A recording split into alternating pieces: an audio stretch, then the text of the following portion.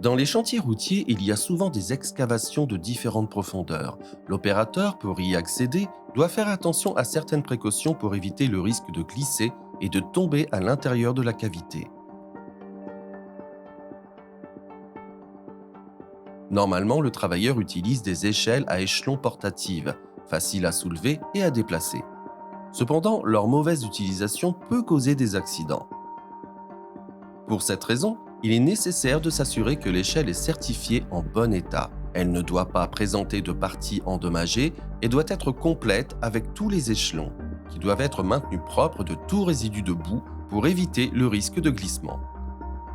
L'échelle doit être correctement positionnée sur des surfaces horizontales et non inclinées afin d'éviter tout renversement. Pour assurer une stabilité accrue, elle doit être fixée directement au coffrage de l'excavation, ou au bitume ou au sol.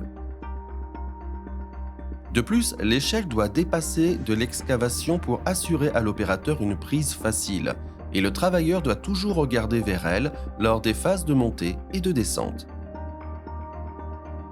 Pour accéder à l'excavation, on recourt souvent également à la création de rangs qui, si elles sont correctement dimensionnées, permettent une entrée sûre et, en cas d'urgence, une échappatoire rapide. Un autre des principaux risques associés à cette activité est le risque d'ensevelissement, dû à l'effondrement des parois de l'excavation. Le danger augmente avec l'augmentation de la profondeur de l'excavation et en présence de pentes inadéquates ou de sols peu cohésifs.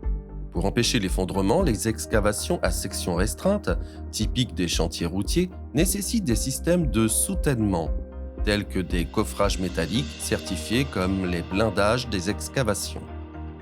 Cependant, le passage de tuyaux à l'intérieur de l'excavation ne permet pas toujours la pose de ce type de coffrage.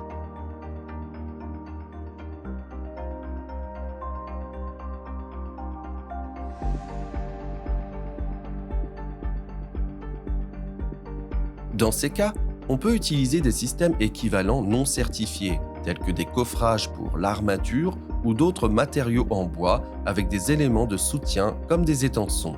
Ces structures de soutien doivent être installées au fur et à mesure de l'avancement de l'excavation, tandis que le démontage doit être effectué de manière progressive lors du remblayage.